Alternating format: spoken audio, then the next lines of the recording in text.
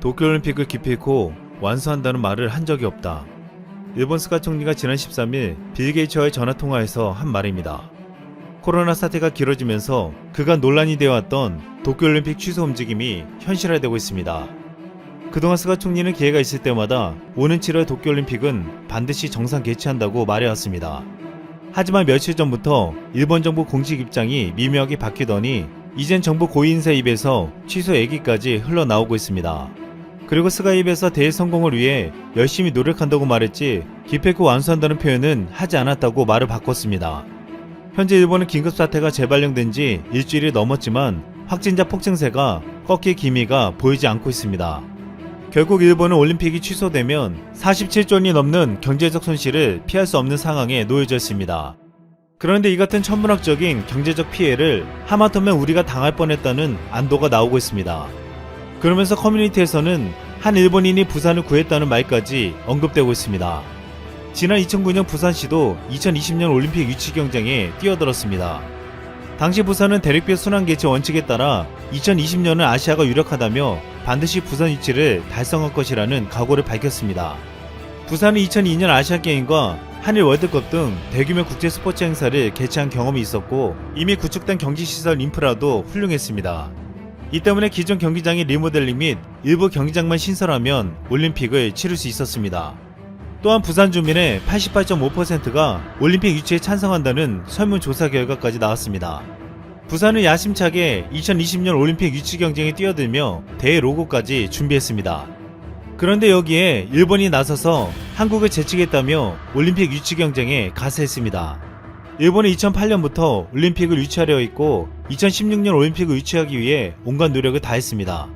하지만 도쿄올림픽 유치는 연이은 망언의 물거품이 되었습니다. 2012년 8월 4일 런던 올림픽이 진행 중에 이시하라 신타로 도쿄도지사가 서양인들의 유도는 짐승 싸움과 같다는 망언을 터뜨리는 바람에 유치에 불리해졌습니다. 또한 그 뒤를 이어 도지사로 선출된 이노세 나오키도 2013년 4월 27일 뉴욕타임즈와의 인터뷰에서 이슬람 국가들이 공유하는 것은 알라뿐이라며 서로 싸움만 하고 있고 계급 사이를 벗어나지 못했다라고 말했습니다. 이것은 경쟁하는 이슬람 국가 터키를 모독하는 발언으로 IOC 행동강령 14조 올림픽 유치에 나선 도시는 경쟁 도시와 비교하거나 상대방의 유치운동을 언급하는 행위가 금지되어 있다는 항목을 위반하는 행위였습니다. 결국 일본 도쿄는 2016년 올림픽을 브라질에 내주며 탈락했습니다. 그런데 일본은 또다시 2020년 올림픽을 유치하겠다고 나선 것입니다. 일본의 유치 과정에서 후쿠시마 원전 사고로 인한 안전 문제가 최대 걸림돌로 지목받았지만 결국 2020년 하계올림픽 유치에 성공했습니다. 일본은 이를 두고 탄탄한 재정 건전성을 내세우며 결국 IOC 위원회 선택을 이끌어냈다고 자평했습니다. 하지만 일본이 선택받은 진짜 이유는 돈이었습니다. 최근에 일본이 올림픽을 유치하기 위해 뇌물을 준 정황이 포착되었습니다. 일본 다케다 스네가즈 올림픽위원회 회장은 IOC 아프리카 위원들에게 25억 7천만 원의 뇌물을 준 정황이 포착되었고 다카시 올림픽 조직위원회 이사가 100억 원을 받아 IOC 위원 등의 로비를 벌인 것이 밝혀졌습니다. 이 때문에 다케다 회장은 프랑스 사법당국의 수사를 받게 되자 사임하기도 했습니다. 일본은 탄탄한 재정 건전성이 아닌 탄탄한 로비 자금으로 올림픽 유치에 성공한 것입니다. 그런데 일본이 이렇게 뇌물을 바쳐서라도 올림픽을 유치하려 했던 충격적인 이유가 한 일본 정치평론가 유튜버에게서 나왔습니다.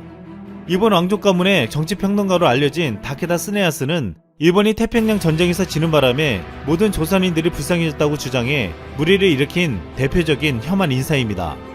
그런데 그는 올림픽위원회 회장이었던 다케다 스네카즈의 아들이었습니다. 다케다 스네야스는 2013년 트위터에 이런 글을 올렸습니다.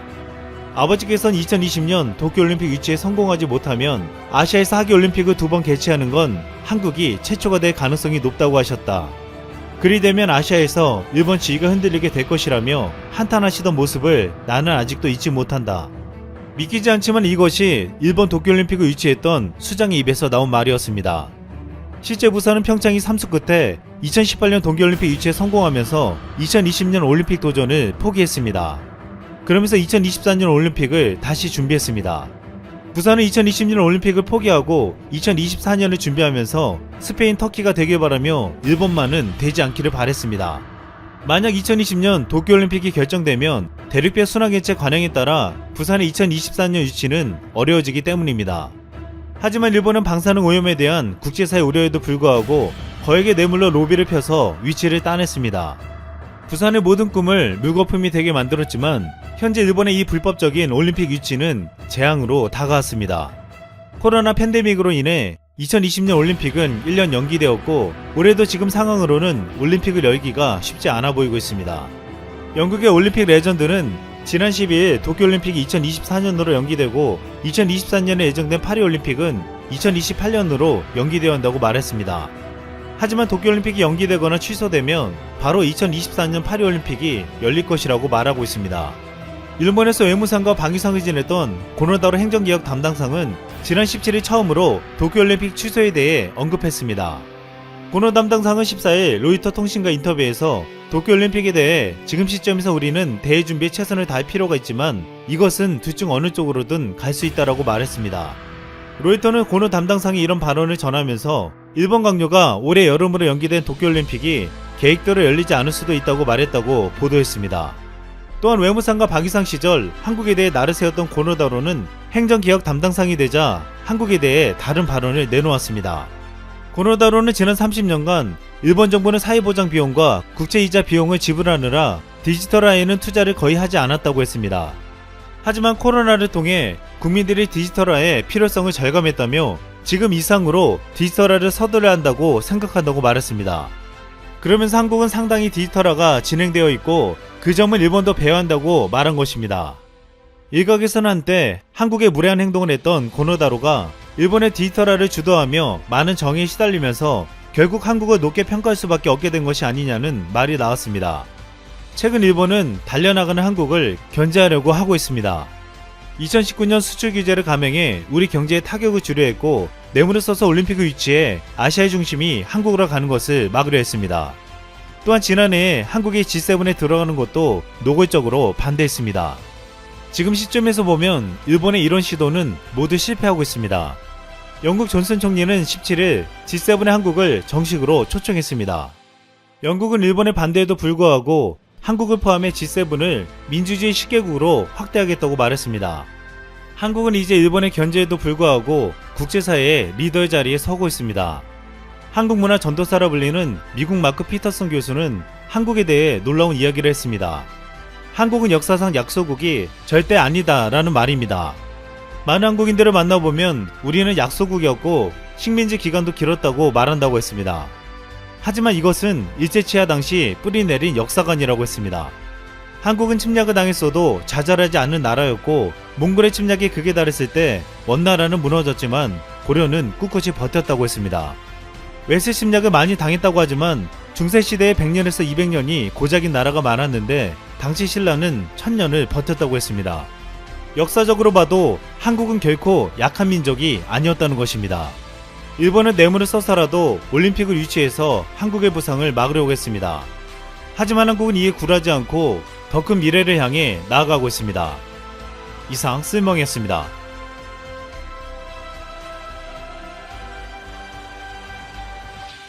최근 중국에 대한 미국의 행보가 심상치 않습니다. 선거 당시만 해도 친중파라는 확인되지 않은 소문이 돌며 전 세계인들을 긴장시켰던 바이든 대통령이 마침내 본격적으로 중국에 대한 견제를 시작하며 모든 의혹들을 불식시키는 모습인데요. 한편 전 세계는 지금 미국의 주도하에 한국에서 개발된 신무기를 마치 경쟁하듯 구매하는 이상 현상이 포착됐고 이에 중국은 당황한 표정을 숨기지 못했습니다. 한국 무기를 구매한 국가들이 바로 중국을 포위하고 있던 주변국들이었기 때문이었죠.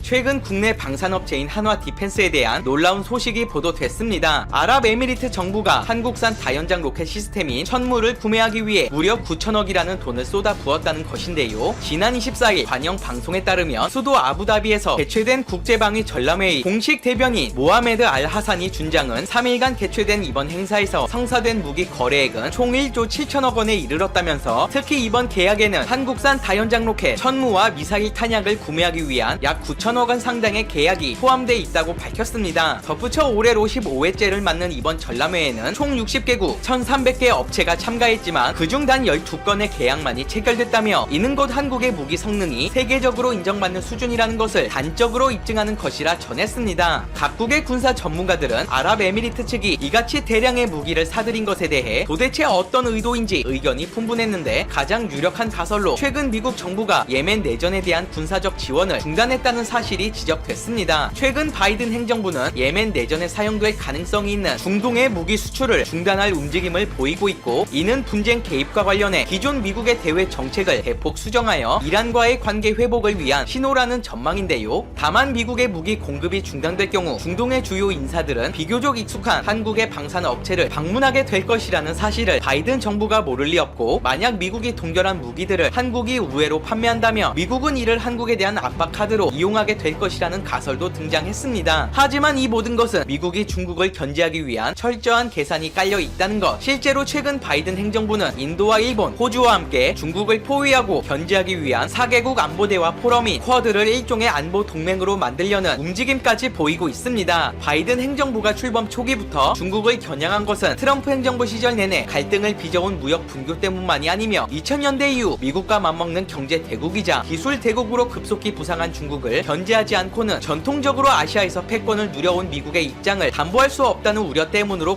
분석됐는데요. 이 같은 우려는 바이든 대통령이 취임 3주 만에 시진핑과 나눈 첫 통화에서 그대로 드러났는데 백악관 측은 바이든 대통령이 중국의 강압적이고 불공정한 경제적 관행과 홍콩에 대한 탄압, 신장에서의 인권 유린, 타이완 문제 등 점점 더 독선적인 행동을 일삼는 것에 대해 근본적인 우려를 표시했다고 밝혔습니다. 하지만 시진핑은 관련 문제들에 대해 중국의 내정이라며 미국은 중국의 핵심 이익을 존중하고 신중하게 행동하라고 맞받아쳤고 생각지도 못한 중국의 일침은 미국 전체를 들끓게 만들기에 충분했죠. 곧바로 토니 블링컨 국무장관은 중국의 인권 및 민주주의 탄압을 정면으로 거론하며 타이완 해협을 포함한 인도태평양 지역의 안전을 위협하는 중국의 행태에 대해서도 책임을 물을 것이라며 경고했는데 이는 기존의 무역 갈등 해소에만 초점을 맞췄던 트럼프와는 달리 아시아 지역 내에서 중국의 군사적인 문제로까지 전선을 확대할 뜻을 분명히 밝힌 겁니다. 한편 미국은 중국 못지않게 눈에 가시 같은 북한의 존재와 더불어 한반도에 대한 군사적 방어선 구축에 대해 전면 재검토 작업에 착수했는데 한 가지 놀라웠던 점은 최근 10년간 한국의 무기 기술력이 비약적으로 발전했다는 것. 여전히 해공 능력은 취약하지만 육군 전력에서만큼은 중국과 북한에 전혀 뒤처지지 않는다는 점으로 볼 때 만약 전쟁이 일어나거나 혹은 이 같은 불상사를 막기 위해서라도 한국의 역할이 그 어느 때보다 커질 것이라는 의견을 보이기도 했습니다. 그들은 한국 전력 중에서도 특히 천무에 대해 가장 높은 평가를 내렸는데 이에 2020년 미국은 한국의 방위비 관련 협상으로 유도 다연장 로켓 판매를 추진하려 했지만 동일한 포지션에 있는 천무의 성능에 감탄하며 실전 배치를 전면 백지화하기도 했습니다. 당시 미 육군 사령부가 분석한 중국 대 한국 육군과의 전면전에서 승패를 가를 결정적인 요소가 있다며 바로 포병 전력이었는데 이는 한국군과 중국군이 세계를 서방권과 반서방권으로 양분했을 시 각각 2위에 해당하는 전력을 보유하고 있었기 때문인데요. 특히 다연장 로켓 천무의 실전 배치가 시작된 2010년대 중반부터는 오히려 한국 포병의 화력이 더 우세하다며 손을 들어줬습니다. 과거 2000년대 초만 하더라도 한국군은 K9 자주포를 기반으로 한 작전이 주를 이뤘는데 130mm 구룡 외에는 주력으로 쓸만한 다연장 로켓이 없다가 1998년 M270을 도입하여 운영하긴 했지만 한 개 대대당 고작 12문 수준으로 중국에 비해 완전히 열세였습니다. 하지만 230mm 천무의 실전 배치와 더불어 병사의 수를 줄인 대신 자주포와 다연장 로켓의 수를 늘린 끝에 머릿수가 미친듯이 많은 중국군의 양적으로만 열세일 뿐 질적인 면에선 이미 한참을 앞선다는 평가인데요. 일각에선 북한의 포격 도발이나 당하는 주제에 무슨 우위냐는 말이 있으나 포병의 질적 우위란 자산 배분 능력, 표적 관리 처리 등의 정밀 타격을 위한 체계 시스템의 전반인데 고작 견인포가 주력인 중국이 자주포와 다연장 등의 무기와 함께 킬체인 전술 사격 지휘 체계를 운영 중인 한국군의 상대가 될 수 없다는 것은 어찌 보면 당연한 사실입니다. 킬체인에서 가장 중요한 점은 신속함과 정확함이며 포병대대 본부를 통해 표적 정보 및 사격 임무 데이터를 전달받고 각종 항법 장치 및 사격 통제 장치 등을 이용해 적을 타격하는 방식을 취하고 있습니다. 이 같은 포병대대의 질적 향상은 유도 로켓과 GPS 연동 기능 및 신호 정보 장치를 탑재할 수 있는 천무 덕분으로 심지어 그 파괴력마저도 60cm 이상의 콘크리트 벙커나 건물을 한 방에 날려버릴 수 있는 수준입니다. 굳이 한국이 아니더라도 중국과 전면전이 벌어질 경우 모든 나라들은 중국 공군의 폭격을 충분히 묶어두고 압도적인 수의 지상군 방어에 집중한다는 전략을 고수하고 있는데, 이를 위해서 육군 전략의 기계화 및 정예화를 추구해야 하며 한국산 신무기라면 그 역할을 해낼 수 있다는 믿음을 주게 된 것이죠. 미국의 군사 전문가들은 결론적으로 한국의 첨단 육군 전략과 기술들이 중국 주변국들에게 퍼져 그들의 전투력 향상에 영향을 끼치게 된다면 중국을 견제하는데 보다 수월해질 수 있다는 사실과 향후 홍콩과 대만과 같은 주권 침탈에 대한 불상사도 막을 수 있다는 의견이었습니다. 실제로 얼마 전 중국과의 갈등으로 우려를 샀던 호주는 한화 디펜스로부터 약 1조 원가량의 K 자주포를 구입해 이를 중심으로 육군 현대화 프로젝트를 시행한 데 이어 인도와 중동을 비롯한 중국 주변국들이 대량의 한국산 무기를 사들인 것은 미국의 장기 프로젝트로 가져가려 하는 중국 고립 작전과 전혀 무관하지 않다는 설이 바로 여기에 기인한 것입니다. 이미 중동은 천무를 수입하기 한참 전 한국에서 개발된 지대공 미사일인 천궁2를 수입한 전력이 있습니다. 당시에도 아랍에미리트는 예멘 내전에 참가해 후티 반군이 사용하는 한도탄 공격에 크게 고전하고 있었고, 패트리엇을 보완한 신형 요격 체계로 천궁2에 큰 관심을 표명했던 것인데요. 동급의 미사일 중에서도 유독 뛰어난 성능에 비해 가격이 절반에 지나지 않는 천궁은 심지어 야전 전개 능력에서도 탁월함을 인정받아 사우디와 아랍에미리트 양국으로부터 좋은 평가를 받기도 했습니다. 아직까지 그런 일이 일어날 가능성은 비교적 낮다고는 하나, 만약 중국이 전쟁터로 변하게 될 경우 부득이하게 전쟁에 휘말리거나 혹은 혼란한 틈을 타 또 다른 내전이 발생할 수 있기 때문에 이를 대비해 군사력 강화를 꾀하고 있는 것이 아니냐는 설도 등장했습니다. 최근 미국 국무부는 대중국 견제 협의체인 쿼드에 한국이 참여할 것인지에 대한 공식적인 문의를 해왔습니다. 네드 프라이스 국무부 대변인은 이날 언론과의 브리핑에서 관련 질문을 받자 별다른 예측이나 발표할 것이 없다며 선을 그은 뒤 한국은 상호방위 조약을 맺은 중요하고 필수적인 동맹이라고 말했습니다. 다만 한국 정부는 쿼드 플러스는 아직 구체화되지 않은 구상이기 때문에 현 단계에서 정부 차원의 입장을 밝히는 것은 시기상조라 말했고, 다만 프라이스 대변인이 거론한 원칙이 있고 분명한 접근법, 동맹으로서의 조율에 관해선 긍정적인 입장을 보이기도 했죠. 코로나 사태 이후 국제 왕따를 자처하고 있는 중국과 이에 전 세계가 맞서려 하는 가운데 과연 한국은 얼마나 굉장한 활약을 보일지 벌써부터 기대가 되는 것 같습니다. 오늘 영상은 이것으로 마치겠습니다.